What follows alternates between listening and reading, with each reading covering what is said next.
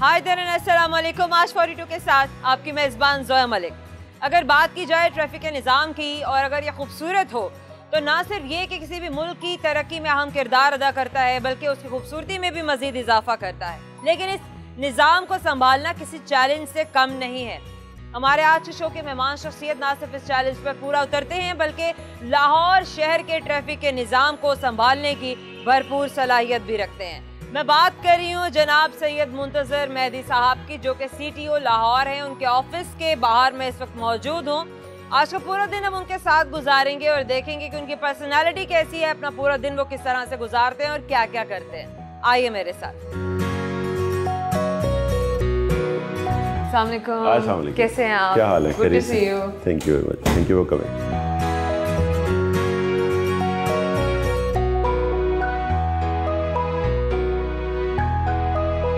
Sir, आप अपनी इब्तिदाई ज़िंदगी के बारे में हमें बताइए। इब्तिदाई ज़िंदगी एक नॉर्मल बच्चा और सरकारी स्कूलों में पढ़ा और सरकारी मेरा जी पहला स्कूल था जूनियर मॉडल स्कूल। मेरी पैदाइश मेरा डोमिसाइल लाहौर का है, मैं बाय बर्थ लाहौरी हूँ।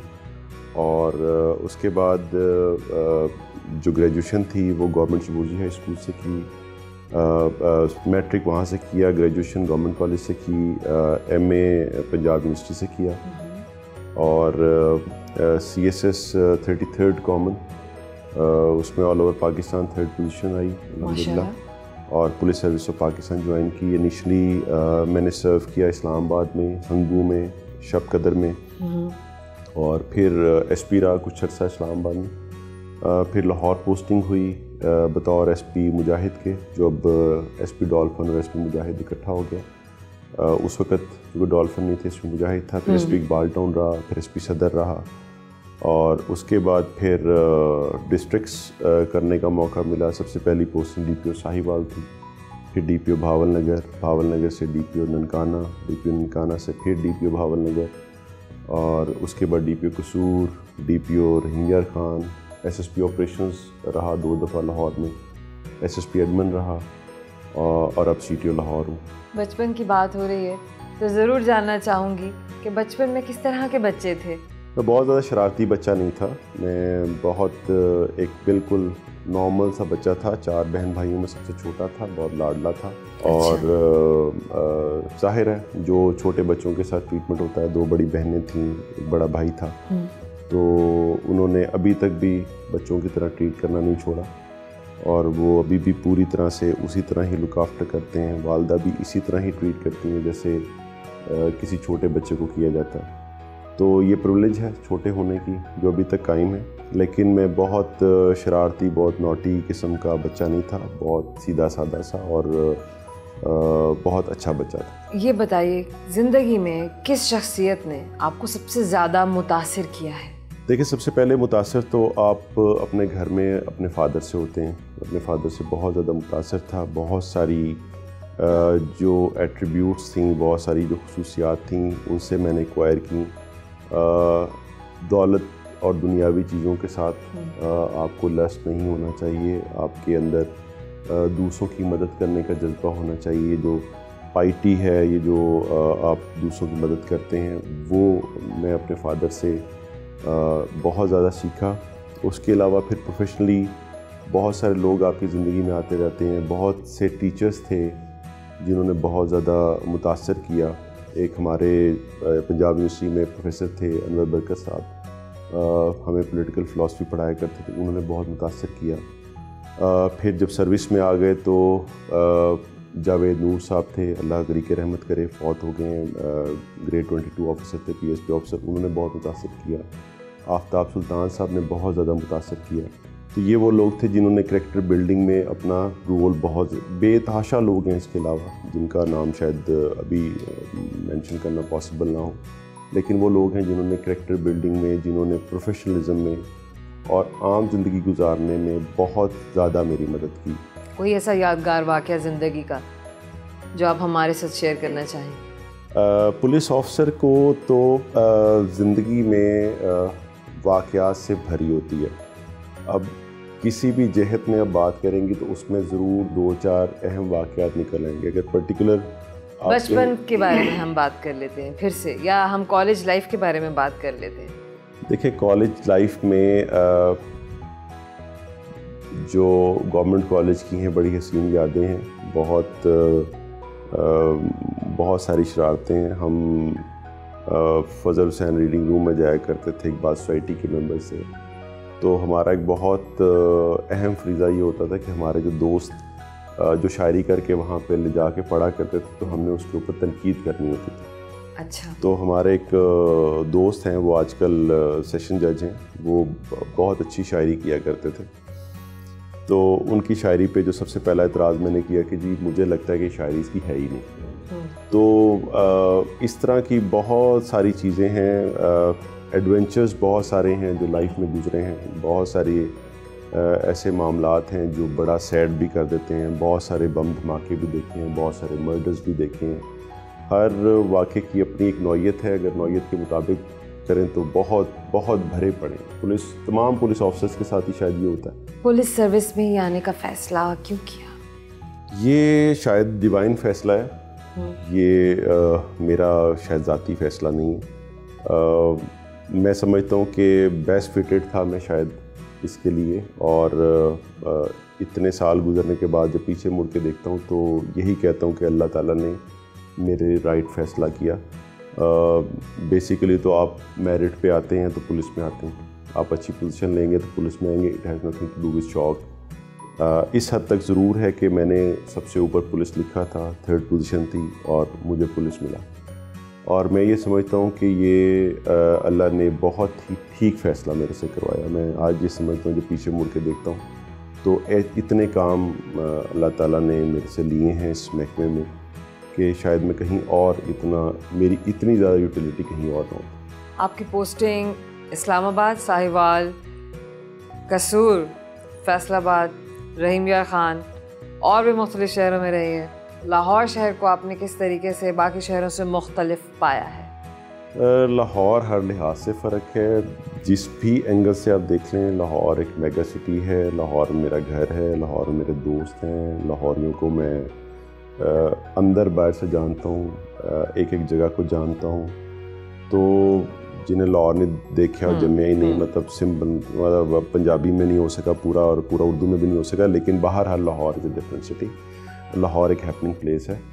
और साउथ में अगर आप चले जाएं तो बिल्कुल फ़र्क है। साउथ में काफ़ी सारा टाइम मेरा गुजरा, रहीम यार ख़ान में, भावल नगर में, साहिवाल में भी वक्त गुजरा, लेकिन Lahore is a different place.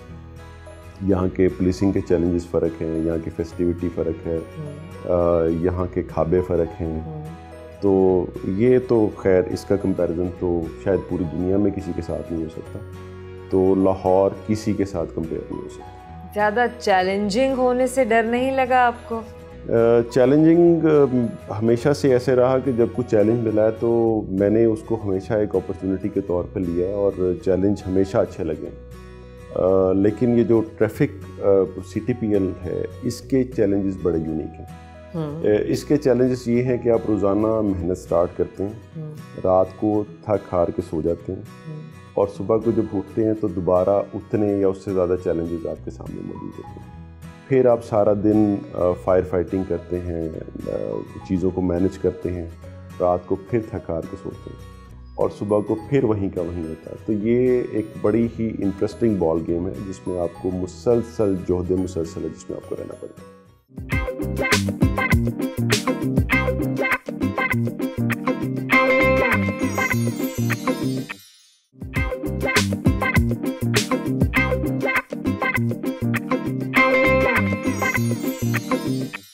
Traffic के कवानीन पर अमल दरामद कराने के लिए रिलीजियसली ज़्यादा अच्छे तरीके से, ज़्यादा इफ़ेक्टिवली क्या इक़दाम किए जा रहे हैं? देखिए, बड़ा ही इंटरेस्टिंग क्वेश्चन है।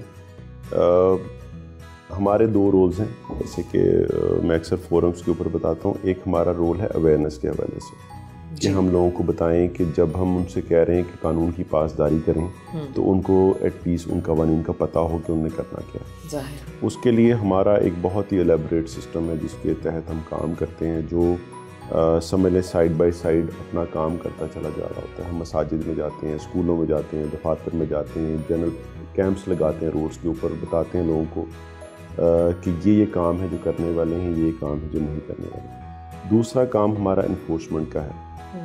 इन्फोर्समेंट में हमें ये प्रॉब्लम आई कि लाहौर शहर चूँकि एक मेगा सिटी है और इसमें जो ट्रैफिक के मसाइल हैं वो इसलिए बढ़ते चले गए कि ट्रैफिक का इन्फ्लक्स बहुत ज़्यादा होता चला गया।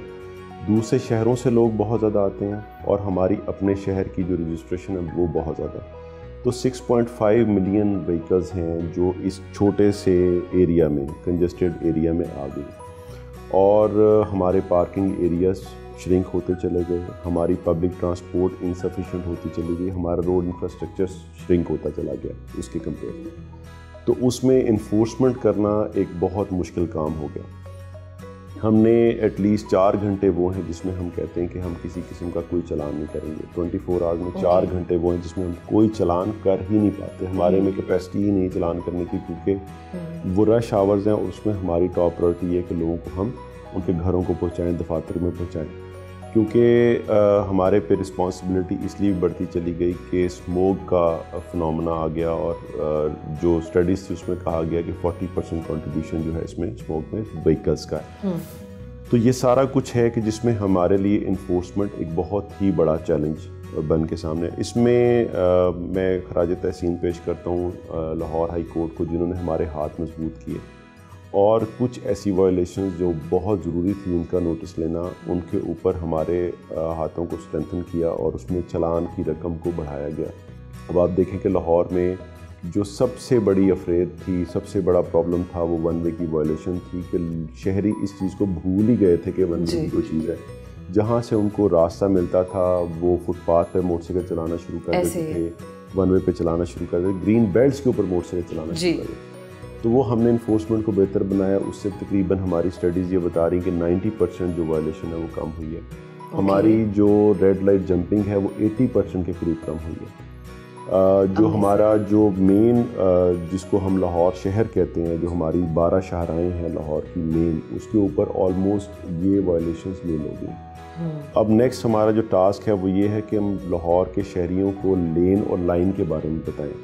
हमारा जो एजुकेशन सिस्टम इस वक्त चल रहा है अवेयरनेस के हवाले से, वो बेसिकली इन 2 चीज़ों के ऊपर काम कर रहा है। इन्फोर्समेंट हमने वन वे के हवाले से और जो ड्राइविंग लाइसेंस है उसके हवाले से बहुत ज़्यादा काम कर लिए। अब हम काम कर रहे हैं कि हम मोटरसाइकिल सवारों को ये बताएं कि उन्हें एक्सट्रीम लेफ़्ट में चलना है, राइट में उन्होंने उस वक्त आना है जब उन्होंने यू टर्न लेना है। ये अगर हम करवाने में कामयाब हो जाते हैं अपनी एजुकेशन टीम के ज़रिए, अवेयरनेस के ज़रिए और इम्प्लीमेंटेशन ऑफ लॉ के ज़रिए, तो इंशाल्लाह आप देखेंगे कि बहुत सारी चीज़ें इम्प्रूव हो जाएंगी। साइड बाय साइड जो मैं शायद आपने क्वेश्चन नहीं किया लेकिन बताना ज़रूरी समझता हूँ कि जो सबसे इम्पॉर्टेंट चीज़ थी वो ये थी, क्योंकि ट्रैफिक पुलिस लाहौर सामने खड़ी हुई नज़र आ रही होती है, तो शहरियों में जनरल तासुर ये है कि ये ट्रैफिक सोलली रिस्पॉन्सिबिलिटी है CTPL की चलाना। तो मैं ये बताना चाहता हूँ कि सोलली रिस्पॉन्सिबिलिटी, आपको ट्रैफिक फंसी हुई नज़र आती है तो ये इसी तरह ही है जैसे आपको बुखार हो गया है, एक बीमारी है, बुखार हो गया कि आपकी ट्रैफिक फंस गई, उसके पीछे बहुत सारी रीज़न होती हैं। क्या वहाँ पे कोई मुजाहरा हो रहा है, कोई रैली निकली हुई है, कोई शादी ब्याह का फंक्शन हो रहा है, कोई वैसे कोई इज्तिमा हो रहा है जो रोड लोगों ने ब्लॉक कर दी है, वहाँ पे रोड टूटी हुई है, वहाँ पे रोड की साइनेज नहीं है, वहाँ पे इलीगल पार्किंग है, वहाँ पे रेडियाँ हैं, वहाँ पे रोड ट्रैफिक इंजीनियरिंग का कोई बड़ा इशू है। हमने इसके हवाले से डेटा इकट्ठा किया और हमने कहा कि हम ये नहीं करेंगे कि हम कहें कि जी यहाँ पे चौक में किसी रोड ब्लॉक हुई है तो वो उसको हम क्लियर कराएं। हमने उसके बेसिक इशू को एड्रेस करने की कोशिश की और तमाम जो महकमे थे उनसे हमने बात की कि आपके फ़लाँ वाली तसाहल की वजह से, फ़लाँ वाली काम ना करने की वजह से ये यहाँ पर ट्रैफिक जैम होता है। अब आप ये देखिए कि 15 के डाटा का अगर हम एनालिसिस करें तो हमें ये पता चलता है कि अब जो शिकायत थी शहरियों की, जो बारहा वो 15 पे कॉल करते थे, पहले उन कॉलों को छुपाया जाता था। हमने उस डाटा को अपने लिए इस्तेमाल किया। हमने कहा कि ये जो बुनियादी बीमारी है उसको दूर करने के लिए हम उस डाटा को इस्तेमाल करें। उसको जब हमने किया तो हमारे पास कुछ पॉइंट्स आ गए ऐसे जहाँ पे फ्रीक्वेंटली कॉल्स आती थीं और ट्रैफिक जैम की शिकायत आती थी। उन जगहों के ऊपर हमने खुद रोड ट्रैफिक इंजीनियरिंग शुरू कर दी और हमने कहा कि ये वहाँ पे मसाइल हैं जिसकी वजह से ये ट्रैफिक जैम हो रही है और अगर हम छोटी छोटी सी इंटरवेंशंस हर जगह पे करें तो कुछ चीज़ें बेहतर हो सकती हैं। तो मेजर पोर्शन जो था सिटी का उसको हम चलाने में कामयाब हुए। 18 साल से कम उम्र के बच्चे जो हैं जिस तरीके से ड्राइविंग करते फिर रहे हैं और कवानीन को फॉलो नहीं किया जा रहा, बेसिकली तो पेरेंट्स पर बात आती है क्योंकि घर से बच्चा जब गाड़ी लेकर निकल रहा है तो वालिदैन को ये चेक एंड बैलेंस रखना चाहिए कि हमारा बच्चा कहाँ जा रहा है, क्यों जा रहा है और वो बग़ैर किसी बड़े की सुपरविजन के क्यों जा रहा है। इस सूरत हाल को बेहतर करने के लिए किस किस्म के इक़दामात किए जा सकते हैं? सबसे पहली सैंक्शन तो ज़ाहिर है घर से आएगी जी कि पेरेंट्स को पता होना चाहिए कि उनका कम उम्र बच्चा ड्राइव कर रहा है और वो अपनी जान को ख़तरे में डाल रहा है जी और दूसरों की जान को ख़तरे में डाल रहा है और ज़ाहिर है मेन जो ग्रंट है वो इमीडिएट फैमिली को आता है। दूसरा जो सैंक्शन की इख्तियार आता है वो सोसाइटी को आता है कि सोसाइटी में से भी आवाज़ उठनी चाहिए कि आप अगर किसी कम उम्र ड्राइवर को देखते हैं तो आप 15 पे कॉल करें और बताएं पुलिस को कि जी फलां जगह पे कम उम्र ड्राइवर है जो अपनी जान को ज़ाया कर सकता है। और तीसरा फिर हमारी पुलिस का इख्तियार आता है। ठीक है। तो अब तक तकरीबन कोई 11,000 बच्चों के खिलाफ हम एक्शन ले चुके हैं। इसमें लीनियंट व्यू इसलिए होता है, होना इस पर FIR चाहिए, लेकिन चूँकि हमारे बच्चे हैं और हमारे बच्चों का अपना करियर है, FIR होती है तो वो फिर कल को नौकरी के असूल में वो रिफ्लेक्ट होती है। तो हमारी कोशिश ये होती है कि इसमें ज़्यादातर मामलात में अगर कोई मेजर वायलेशन नहीं हुई है या कोई एक्सीडेंट नहीं हुआ तो हम उनके पेरेंट्स को बुलाते हैं और बताते हैं कि जी ये आपने गलत किया जी। इसमें जो चलान्स हैं चूँकि वो उनके कैरेक्टर के अंदर शामिल नहीं होते, कैरेक्टर रोल जो उनका बनेगा नौकरी के असूल के लिए, उसके ऊपर हम कॉम्प्रोमाइज़ नहीं करते। तो तकरीबन 11,000 के करीब हम उन बच्चों का चलान कर चुके हैं जो मोटरसाइकिल चला रहे हैं। इसमें दूसरा एस्पेक्ट वो है कि जो चिंगची रिक्शा छोटे बच्चे चलाते हैं उनके हम पेरेंट्स को बुलाते हैं। उनके पास ना ड्राइविंग लाइसेंस होता है, ना उनके पास मोटरसाइकिल के कागजात, चिंगची रिक्शे के कागजात होते हैं, ना ही कोई लाइसेंस होता है। तो पुलिस के पास और कोई ऑप्शन नहीं बचती कि उन दोनों को बंद कर दे थाने। तो वो भी हम कोशिश करते हैं कि हम किसी न किसी को मोतबर आदमी को उसमें डालें और उनको इस चीज़ का एहसास दिलाएं कि ये गलत बात है।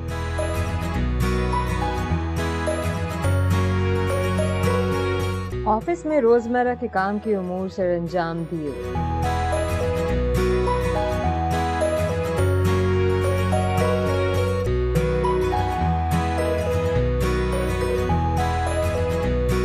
पंजाब सेफ सिटी के लिए रवाना हुई।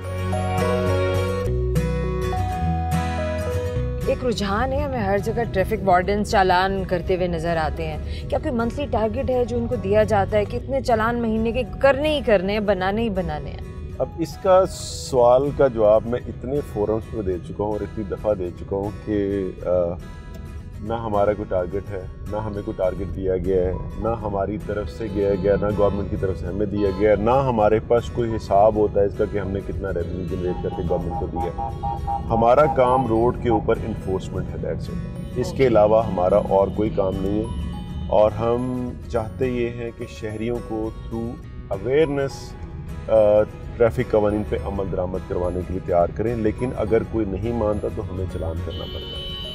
और इसमें सबसे बड़ा सबूत जो मैं पेश करता हूँ वो ये करता हूँ कि हमारा एक वार्डन एवरेज 8 चलान करता है अपनी 8 घंटे की शिफ्ट पर आर। एक वार्डन 1 घंटे में 8 चलान करता है, एक चालान करता है। बिल्कुल। अब इससे कम वो क्या करे? ठीक है। इससे कम वो क्या करे। एक अगर हम अभी किसी जगह पे रुकते हैं तो मैं आपको दिखाता हूँ कि एक मोटर बाइक जो जा रही है वो 4 वायलेशन तो वो अकेला कर रहा है, ना उसकी नंबर प्लेट जो है वो अकॉर्डिंग टू नमूना, ना उसके इंडिकेटर्स चलते हैं, ना उसने बैक व्यू मिरर, ना उसने हेलमेट पहना हुआ है, ना उसके पास लाइसेंस है, और वो वन वे भी आ रहा है। ठीक है। अब अगर ट्रैफिक वार्डन उसका चालान भी ना करे तो क्या करे? बात यही हो रही है ट्रैफिक चलाने वालों की, बाइकर्स की, इनकी कोई एक लेन तो है नहीं, कभी दाएं नज़र आएंगे कभी बाएं नज़र आएंगे। ठीक है, मानते हैं कि इनके चालान भी बहुत ज़्यादा होते हैं, महंगाई का दौर है, मतलब इंसान नहीं भी अफोर्ड कर सकता, तो हम अपनी मईशत को देखते हुए, एक आम आदमी की जेब को देखते हुए क्या इस चीज़ को मज़ीद सहल कर सकते हैं अपनी पब्लिक के लिए? बहुत सादा सी बात है जी कि आप अगर अफोर्ड नहीं करते तो आप वायलेशन करते क्यों? ये वायलेशन करेंगे तो चालान होगा, किसी राह चलते का वैसे चालान नहीं होगा। मेरी हमेशा शहरियों से यही अपील रही है कि बात अक्सर फोरम्स के ऊपर होती है, अक्सर जगह पे होती है कि चालान किए जाते हैं, महंगाई बहुत है, कोविड की वजह से लोगों के बड़े हालात बुरे हैं, लेकिन हमने ये क्यों अज्यूम कर लिया है कि जो गरीब आदमी है उसी का ही चालान हो रहा है। चालान गरीब या अमीर का नहीं हो रहा, चालान वायलेटर का हो रहा है।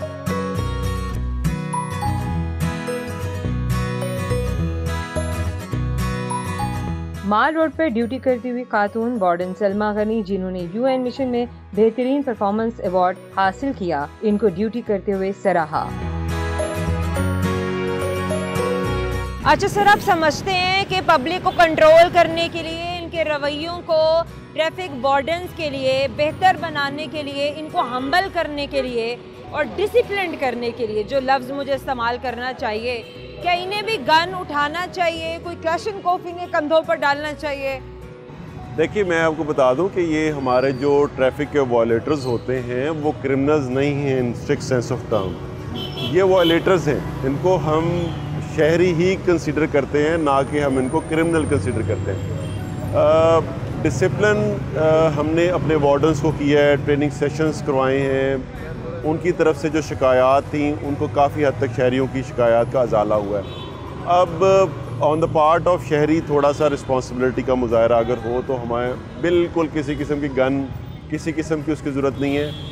ये वायलेशंस हैं, इन वायलेशंस ने होते रहना है, हमने इसको चेक करते रहना है।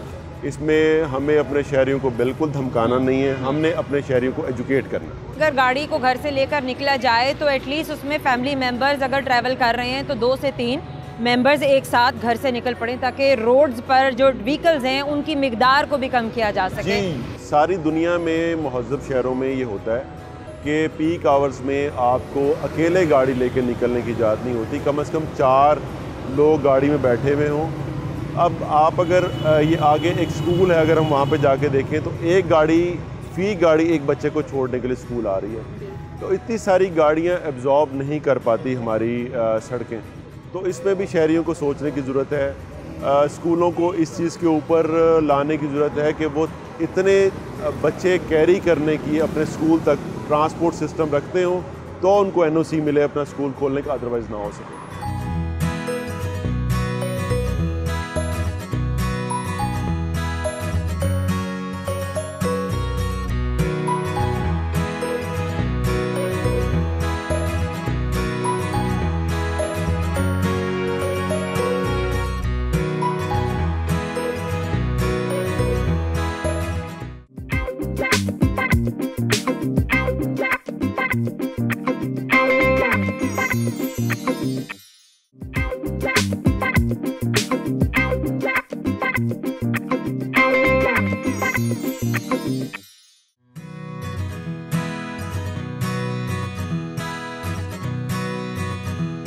पंजाब सेफ सिटी पहुंचे और मुख्तलिफ डिपार्टमेंट्स का दौरा किया।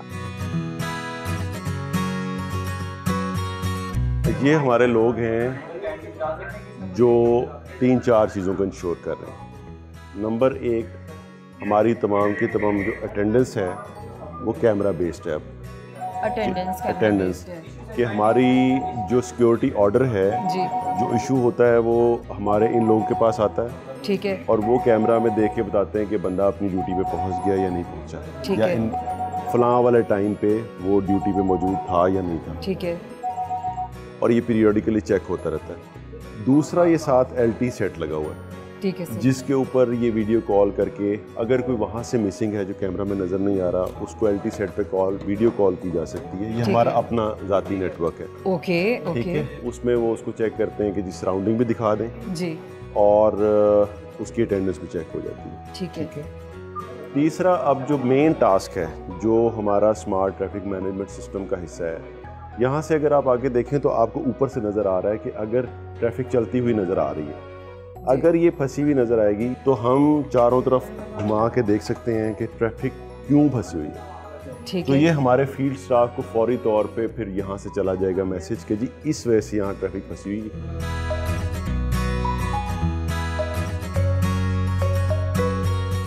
अब ये वाली जो है ना, ये हमारी लाहौर के अंदर ट्रैफिक ठोकर से एंटर हो रही है। अब लेन्स 3 हैं जी बिल्कुल। और कितनी लेन्स बनी हुई हैं? 1 2 3 4 5 6। अब ये हमारा फैसल चौक है, गोइंग वेरी स्मूथली। इसके ऊपर हमें मेहनत करने की इस वक्त कोई ज़रूरत नहीं है, बिल्कुल ठीक चल रहा है, स्मूथ है, वो भी बहुत स्मूथ है। तो ये यहाँ से हमें ये पॉइंट्स मेरे ऑपरेटर को फौरी तौर पे नोट कराते हैं कि फ़लाँ जगह पे दबाव है, तो हम अपनी जो रिसोर्सेज हैं फौरी तौर पे एज एवर दाता साहब में अभी अगर हम इनसे मुसलसल राब्ते में होते हैं, ये फिर हमें बताते हैं, फिर हम अपने रिसोर्सेज जो हैं सारे उस तरफ को डाइवर्ट करते हैं जहाँ पे हमें ज़रूरत होती है।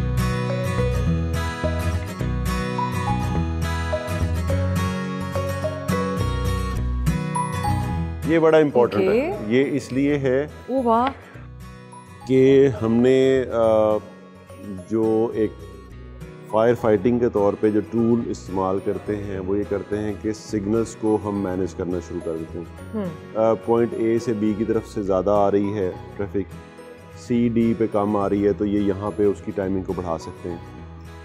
या ऑल टुगेदर अगर हम देखते हैं कि चारों तरफ से ही ट्रैफिक, एक तरफ से कम ट्रैफिक आ रही है, एक तरफ से ज़्यादा ट्रैफिक आ रही है। एक सवाल सर, अगर तो उसके पीरियड को, उसके टाइम को बढ़ा दिया जाए सिग्नल के, तो क्या ये पब्लिक के लिए अनप्रेडिक्टेबल नहीं होता, क्योस नहीं क्रिएट होता? नहीं, कतई नहीं। एक देखें, मिसाल के तौर पे अभी जो हमने आपको सेंटर पॉइंट दिखाया अभी जी कैमरा में, रात का जब वक्त होगा तो सेंटर पॉइंट, लिबर्टी से सेंटर पॉइंट की तरफ जो जा रही, कलमा चौक की तरफ जा रही, वो ट्रैफिक ज़्यादा हो जाएगी, और जो डिफेंस की तरफ मुड़ने वाली ट्रैफिक है वो ज़्यादा हो जाएगी। ठीक है। तो हमें इन दो साइड्स को ज़्यादा चलाना है। ठीक है।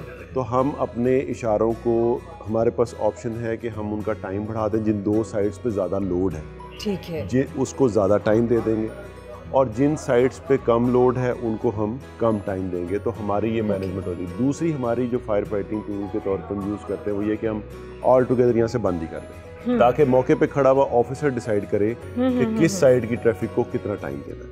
वही बात जो आपने की कि मैनुअली उसको ट्रैफिक सिस्टम को चलाया जाए। ये 2-3 दफ़ा दिन में ये इस चीज़ को करते हैं, जहाँ पे इनको लगता है कि रश ज़्यादा नज़र आ रहा है, सामने इनको चीज़ें नज़र आ रही हैं, इनके सामने स्क्रीन पर नज़र आ रही हैं, कि जिस पे ये किसी भी सिग्नल का टाइम बढ़ा सकते हैं, किसी सिग्नल का टाइम कम कर सकते हैं। ठीक है।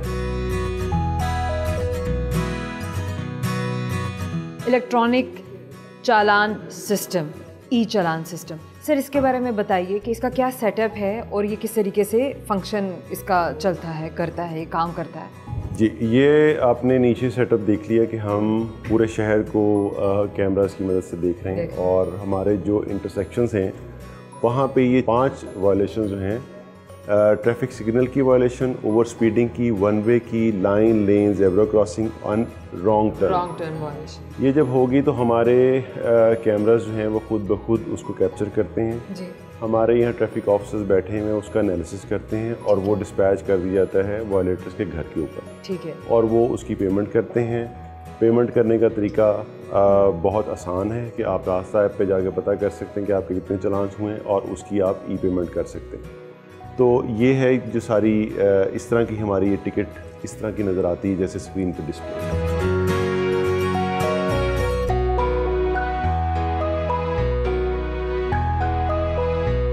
ट्रैफिक पुलिस लाइंस मनामा के लिए रवाना हुए।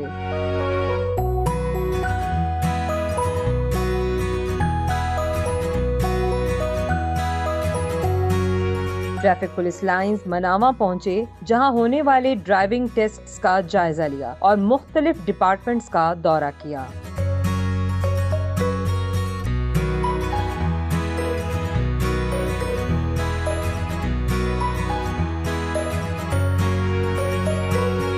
ये जी हमारा टेस्टिंग वो है, इसमें इस तरह एक दफ़ा जाना है, इसको अगर हिट कर दिया तो गेम ओवर।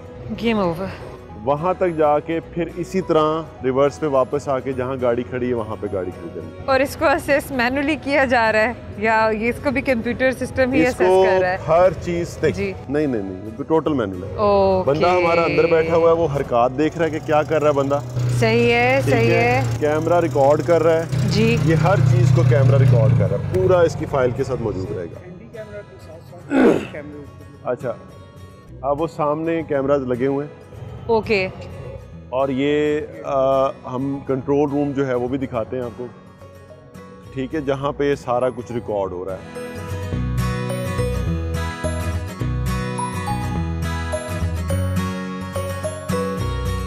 लाहौर में इस वक्त धुआं छोड़ती हुई गाड़ियाँ बहुत हैं, स्मॉग का इतना बड़ा इशू जो हम फेस कर रहे हैं, और आई गेस अगर मैं गलत नहीं तो 40% आलूदगी का बायस ये व्हीकल्स हैं जो रोज़ सड़कों पर निकलती हैं। इस मसले से निपटने के लिए क्या इकदाम किए जा रहे हैं? जो सिटी ट्रैफिक पुलिस है उसने इस इशू के आइडेंटिफाई होने से बहुत पहले इसके ऊपर काम शुरू कर दिया था। हमने एंड ऑफ अगस्त में अपनी टीमें तश्कील दे दी थी और हम एंटिसिपेट कर रहे थे कि ये जो फ़ज़ाई आलूदगी इस हद तक बढ़ रही है कि जब सर्दियों का मौसम आएगा तो स्मोग, क्योंकि इसका टेम्परेचर के साथ डायरेक्टली ताल्लुक़ है, जब टेम्परेचर कम होता है तो फ़ज़ाई आलूदगी तो होती है लेकिन नज़र हमें तब आना शुरू होती है जब टेम्परेचर लो हो जाता है। हमने उस वक़्त अपनी जो अवेयरनेस कैंपेन है वो अगस्त के एंड में स्टार्ट कर दी थी। उसके बाद हमने डेडिकेटेड टीम्स बनानी शुरू की, कहा कि जी ये जितनी गाड़ियाँ धुआं छोड़ रही हैं इनको हम बंद करें, इनको ठीक कराएं। फर्स्ट स्टेप के तौर पे हमने ये किया कि मोटरसाइकिल्स को, गाड़ियों को, जो 2 स्ट्रोक गाड़ियाँ थी उनको बंद किया, उनके मोटरसाइकिल, उनके कागजात अपने पास रखें, मौका दिया शहरियों को कि आप इसको रिपेयर करवा के लेके अपनी पेपर्स को ले जाएँ। इस हवाले से हमने फिर वॉक्स करनी शुरू की, सेमिनार्स किए, सिम्पोजियम्स किए, स्कूल गली गली मसाजिद में जाके बहुत सारा काम किया। देन प्रैक्टिकल वर्क आया कि हमें प्रैक्टिकली कुछ करना है, तो हमने फिर बहुत ही डेडिकेटेडली इस काम को किया। हमने 17 टीमें डेडिकेट की अपनी इस काम को करने के लिए। 2 टीम्स इसके अलावा हमने बनाई जो एनवायरमेंटल प्रोटेक्शन डिपार्टमेंट के साथ काम कर रही थी। इसके बाद हमने जब देखा कि ये जो बहुत इमरजेंसी सिचुएशन है तो हमने अपने दफ्तर का स्टाफ रिड्यूस किया, तमाम दफातर से लोगों को निकाल के हमने कहा कि जी ये काम करें। वो हमने 4 टीम्स मोबाइल अलग से बनाई। ठीक है। अब तक हम तकरीबन 6000 गाड़ियों को इम्पाउंड कर चुके हैं, तकरीबन को 60,000 हम गाड़ियों के खिलाफ कार्रवाई कर चुके हैं, 128 हम कमर्शियल गाड़ियों को बंद कर चुके हैं और बेतहाशा गाड़ियाँ हम रिपेयर करवा चुके हैं। जो साइड बाय साइड हमारी एक्टिविटी थी रिगार्डिंग दिस अवेयरनेस वो हमने बहुत ज़्यादा तेज़ कर दी।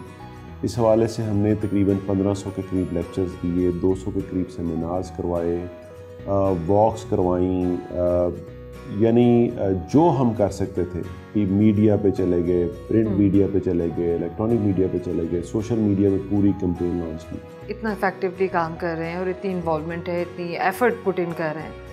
आपके अपने ट्रैफिक वार्डन्स के लिए, आपके अपने स्टाफ की फलाह व बहबूद के लिए किस किस्म के इक़दाम किए जा रहे हैं? सबसे पहली बात तो ये है कि आपको सबसे जो बड़ा काम है वो ये कि पब्लिक को ये समझाना है कि हमारा ट्रैफिक वार्डन किस किस्म के हालात में काम कर रहा है, चाहे गर्मी हो, सर्दी हो, बरसात हो, तूफ़ान हो, वो उसी जगह पे खड़ा हुआ है और वो डायरेक्टली एक्सपोजर है उसका मौसम के। और मैं अक्सर ये कहता हूँ कि अगर आप हमारे किसी ट्रैफिक वार्डन को देखें और उसकी एज का अंदाज़ा लगाएं तो उसकी एज आपको कम से कम, उसकी अपीयरेंस जो है वो उससे 10 साल कम मिलेगी, इतना ज़्यादा उसको अफेक्ट कर रहा है। हम कोशिश ये करते हैं कि हमारा खुदा न खासा कोई भी ट्रैफिक वार्डन अगर बीमार होता है तो जज़ा और सज़ा का बड़ा ही मजबूत निज़ाम किया गया है कि जो अच्छा काम करता है उसको जज़ा मिलती है। सज़ा बहुत कम दी जाती है या सिर्फ उन केसेस में दी जाती है जहाँ पे समझा जाता है कि कोई ज़रिया नहीं है। जब गर्मियाँ थीं तो हमने 3 टाइम अपने वार्डन्स को शरबत पिलाया। जब ये वबाएँ मुख्तलिफ़ किस्म की आई हमने मास्क दिए। डेंगू का आया तो हमने हर वार्डन को फ्री में मॉस्टल दिया ताकि वो लगा सके। खुदा न खासा कोई बीमार होता तो हम उसको पूरी बीमारी का खर्चा देते हैं। किसी भी हादसे का शिकार होता है हम उसका पूरा इलाज मुआवजा कराते हैं, उसकी इमदाद देते हैं। ये उन चीज़ों से हट के है जो गवर्नमेंट की तरफ से जो उनको चीज़ें मिलती हैं।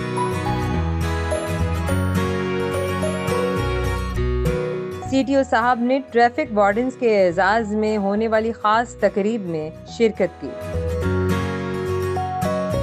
सर, आपकी ओपन डोर पॉलिसी, आपकी रिफ्रेशमेंट पॉलिसी, आपकी ये छोटे मोटे इंसेंटिव्स और ये ख्याल रखना सुन के बहुत अच्छा लगा। ये बताइए, सेफ सिटी अथॉरिटी की इन्वॉल्वमेंट और उनकी जो कोलैबोरेशन है आपके साथ, इससे किस हद तक मसाइल पर काबू पाने में मदद मिली है? देखिए, बहुत ही जो इसको समझना आसान है। ये ऐसे ही है कि कोई अंधा हो, उससे कहा जाए कि आपको आंखें मिली, आप कैसा महसूस कर रहे हैं। कमरे में बैठ के पॉलिसी मेकिंग करना, विदाउट डेटा पॉलिसी मेकिंग करना, पॉलिसीज़ बनाना मुश्किल काम है। और किसी भी एक पॉइंट को जो आपको बताया जाए कि ऐसे है और एक वो है कि आप देख के बताएं कि आप क्या है, तो वो जाहिर है बहुत फ़र्क है। तो मैं समझता हूँ कि वे फॉरवर्ड है हमारा नर्व सेंटर है सेफ सिटी। और बीइंग सीटीओ मैंने उसके से बहुत फ़ायदा उठाया है और इसको हम मज़ीद बेहतर बना रहे हैं। मैं ये चाहता हूँ कि ज़्यादातर वायलेशंस जो हैं ये कैमरा रिकॉर्डेड होनी चाहिए। इसके सबके चलान सेफ सिटी से ही होने चाहिए ताकि मेरे वार्डन्स का इंटरेक्शन पब्लिक के साथ कम से कम हो, क्योंकि लाहौरी चलान नहीं कराना चाहते। वो कहते हैं कि आखिरी दम तक लड़ाई करेंगे चलान कराने से पहले। ठीक है। तो ये है कि उसका इलाज यही है कि सिस्टम जनरेटेड चलान हो और सिस्टम से हो। तो आप समझते हैं कि चालान सिस्टम आने के बाद से जो प्रॉब्लम्स इस किस्म के पब्लिक की तरफ से फेस हो रहे थे उनमें भी कमी आई है? देखिए, सबसे बड़ा जो इशू है वो ये है कि लाहौरी को ये बनवाना कि तुमने वायलेशन की है ऑलमोस्ट इम्पॉसिबल। ठीक है। तो कहते मैं तो गड्डी च बैठा मतलब नो पार्किंग या गलत पार्किंग का अगर आप किसी को टिकट देंगे तो कहते हैं मैं गड्डी च बैठा, यानी तब तक नहीं हो सकता जब तक वो गाड़ी में बैठा। आप उसको कन्विंस नहीं कर सकते कि गाड़ी खड़ी करना जुर्म है, गाड़ी में बैठ के खड़ी करना जुर्म नहीं है। आप बैठे हैं या नहीं बैठे हुए मटीरियल। तो सेफ सिटी से जो कैमरा से जाता है ज़ाहिर है उसको आर्गूमेंट करने का मौका नहीं मिलता, एविडेंस साथ होती है। आपने रेड लाइट जंप की है, आपने लेन सिस्टम की खिलाफ वर्जी की है, लाइन सिस्टम की है, वो सारा एक प्रूफ के साथ आपको चला जाता है। शायद लाहौरी फिर भी लड़ाई करते हो किसी से, लेकिन फिर वार्डन्स सामने नहीं होते, लड़ने के लिए कोई इशू क्रिएट नहीं होता। आखिरी सवाल जो मैं अपने हर मेहमान से करती हूँ, आपसे भी करूँगी, जानना चाहूँगी कोई ऐसी ख्वाहिश, कोई ऐसी बात, कोई ऐसी हसरत जो दिल में हो और चाहते हों कि पूरी हो जाए। शायद हज़ारों ख्वाहिशें ऐसी कि हर ख्वाहिश पे दम निकले एकदम से, तो क्या मैं प्रोफेशनल बात ही करूँगा।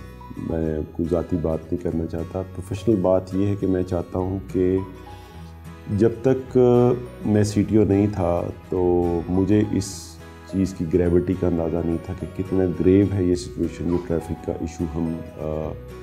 मेरी ख्वाहिश ये है कि लाहौर का हर शहरी जो है वो प्रॉपरली डिसिप्लिन हो जाए, ट्रैफिक डिसिप्लिन आ जाए।